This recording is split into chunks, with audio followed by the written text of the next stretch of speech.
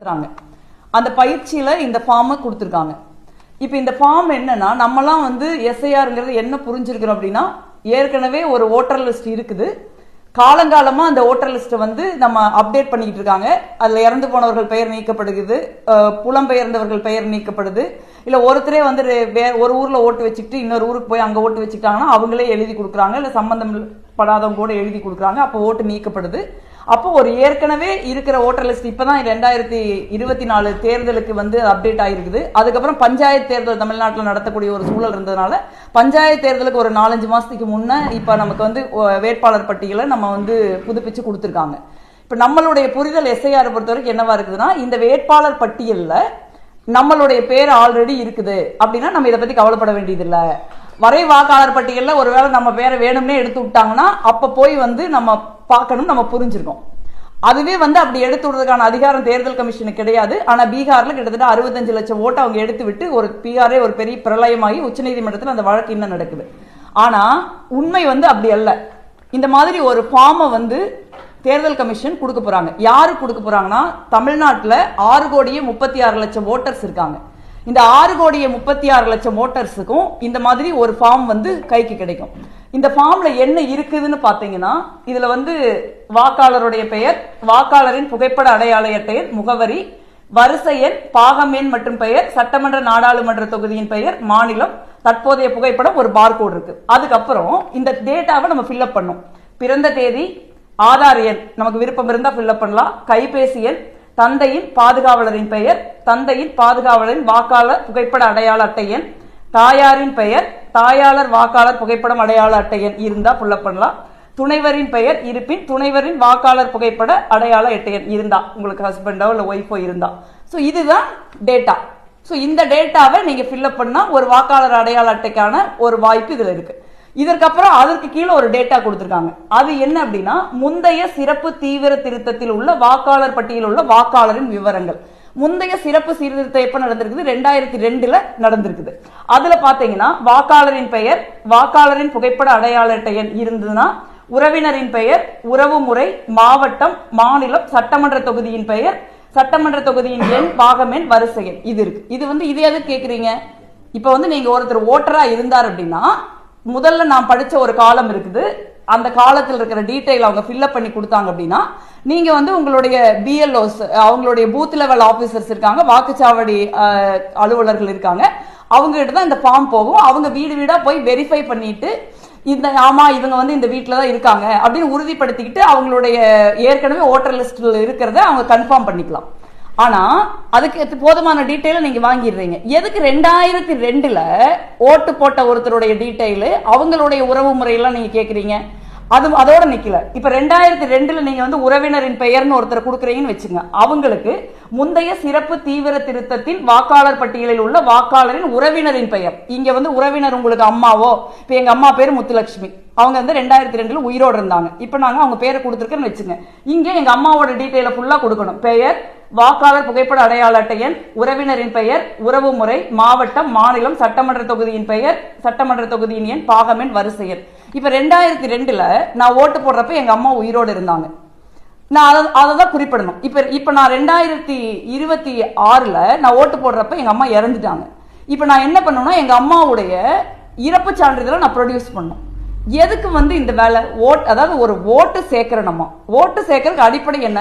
ஒருத்தர் அந்த ஊர்ல அந்த பூத்துல இருக்காங்களா, அவங்க வந்து அந்த ஊர்ல தான் அந்த பூத்துல தான் குடியிருக்காங்களா, அவங்க லெஜிட்டிமேட் ஓட்டரா, இதை தானே நீங்க பார்க்கணும். இதுக்கு எதுக்கு வந்து இத்தனை டேட்டா கொடுக்குறீங்க? அதுல பாத்தீங்கன்னா 2002க்கும் 2025க்கும் இடையில 23 வருஷம் கேப் இருக்கு. இப்ப 2002ல ஒருத்தர் ஓட்டு போட்டிருந்தாருன்னா அவர் 2024ல இப்ப பாராளுமன்ற தேர்தலையும் அவங்க ஓட்டு போட்டிருப்பாங்க. சோ அவங்களுக்கு வந்து வெறும் அப்டேட்டட் புகைப்படம் மட்டும் கொடுத்தா போதும் சொல்றாங்க. இப்ப 2002ல ஒருத்தர் ஓட்டு போடலன்னு வச்சுக்கோங்க, 22ல ஓட்டு போடல, அதுக்கப்புறம் வந்து போட்டிருந்தாரு அப்படின்னா, நீங்க வந்து அவங்கள கிட்டத்தட்ட அவங்க என்ன பண்றாங்கன்னா குடியுரிமை செக் பண்றாங்க. அதற்கான சான்றிதழ், அதற்கான வாய்ப்பு தான் இது. சாதாரணமா ஒருத்தருடைய ஓட்டை நீக்கவோ சேர்க்கவோ இன்னைக்கு அவர் என்னமா இருக்காருன்னு பார்த்தா போதும். அவங்க அந்த பொண்ணு அந்த பெண் என்னவா இருக்காங்க, அந்த ஆண் என்னவா இருக்காங்கன்னு பார்த்தா போதும். 2002 போய் எதுக்கு பாக்குறீங்க? அதற்கப்புறம் வந்து எதுக்கு 2002 யார் உறவினரா இருந்தாங்க அவங்களுடைய டீடைல்ஸ் எல்லாம் நீங்க கேக்குறீங்க.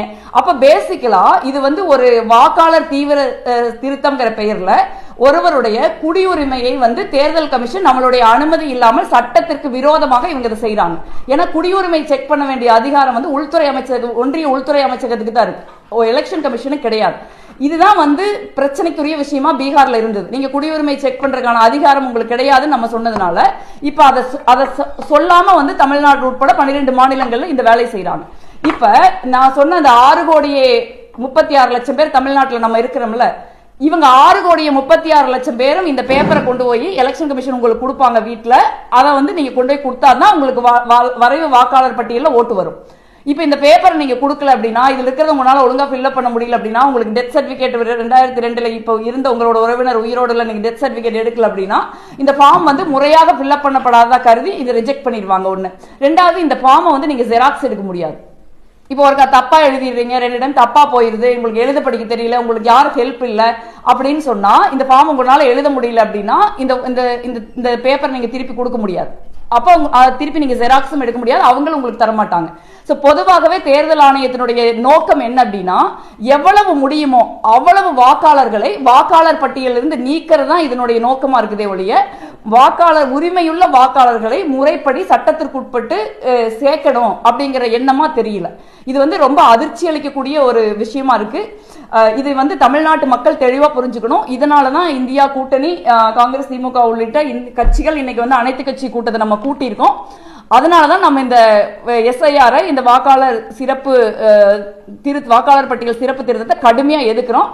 நம்மளுடைய மாநிலத்துல வந்து நம்மளுடைய வாக்குரிமையை நீங்க மீண்டும் உறுதி செய்யணும் சொல்றதுக்கு யாரு தேர்தல் கமிஷன்?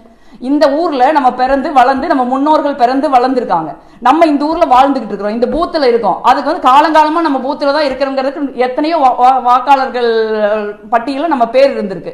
ஒவ்வொரு முறையும் வாக்காளர் பட்டியல சேர்த்தல் நடக்குது, நீக்கல் நடக்குது, நம்ம எல்லாம் ஓட்டு போடுறோம். இப்ப எதுக்கு வந்து நீங்க தமிழ்நாட்டில் இருக்கிற 6,36,00,000 பேரும் புதுசா வந்து இந்த பேப்பரை ஃபில்அப் பண்ணி கொடுத்தாதான் உங்களுக்கு ஓட்டு, இல்லைன்னா உங்களுக்கு ஓட்டு இல்லை அப்படின்னு சொல்றதுக்கு இந்திய தேர்தல் ஆணையத்திற்கு என்ன அதிகாரம் இருக்கிறது? இந்திய தேர்தல் ஆணையம் பாஜகவினுடைய கைப்பாவையாக மாறி இந்த மாதிரி ஒரு நியாயமான வெளிப்படையான ஒரு தேர்தல் நடத்துறதை வந்து சிதைச்சுக்கிட்டு இருக்காங்க. இந்திய ஜனநாயகத்தினுடைய அடிப்படையை நம்ம ஒவ்வொருத்தரும் வந்து நம்ம நம்புறோம். இந்தியாவில் வந்து தேர்தல் வந்து நேர்மையா தான் நடக்குது, நியாயமா தான் நடக்குது.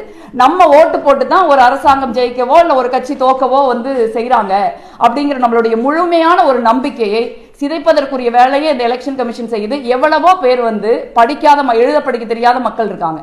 எவ்வளவோ மக்கள் வந்து அன்னைக்கு காலையில வேலைக்கு போனாதான் அன்னைக்கு சாப்பாடு, ஞாயிற்றுக்கிழமை கூட நிக்காம வேலைக்கு போற எத்தனையோ குடும்பங்கள் நமக்கு அருகிலே இருக்காங்க.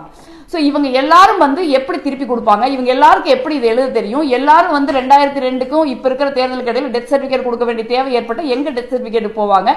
இப்ப வந்து ஒருத்தருக்கு சொத்து இருக்கு, அம்மா பேர்லயோ அப்பா பேர்லயோ, அந்த சொத்தை இவங்க இன்னொருத்தரோட பேருக்கு மாத்துறதுக்காக மகனோ மகளோ அந்த டெத் சர்டிபிகேட்டை வாங்கியிருப்பாங்க. சொத்தே இல்லாத ஒருத்தர் எதுக்கு போய் டெத் சர்டிபிகேட் வாங்க போறாங்க? அவங்க வாங்காம தான் விட்டுருப்பாங்க. இப்ப 20 வருஷத்துக்கு முன்ன ஒருத்தர் வந்து இறந்து போயிருந்தாங்க அப்படின்னா அவங்களுக்கு டெத் சர்டிபிகேட் வாங்கல அப்படின்னா இப்ப போய் டெத் சர்டிபிகேட் வாங்கணும். சோ இது வந்து ஒரு தேர்தலை முறையாக, நேர்மையாக, வெளிப்படையாக நடத்துறதுக்கு வாக்காளர் பட்டியலை ஒரு புதுப்பிக்கிற ஒரு நிகழ்வு அல்ல. இது வந்து தமிழ்நாட்டு மக்களை, மிச்சம் இருக்கிற 12 மாநில யூனியன் பிரதேச மக்களை வந்து வாக்காளர் பட்டியலில் இருந்து நீக்கிறதுக்கான ஒரு முயற்சி இந்திய தேர்தல் ஆணையம் செய்யுது. இதை வந்து நம்ம கடுமையா எதிர்க்கணும். அதற்கான ஆதாரத்தை தான் இப்ப நான் மக்கள் முன்னாடி வெளிப்படுத்திட்டு இருக்கேன்.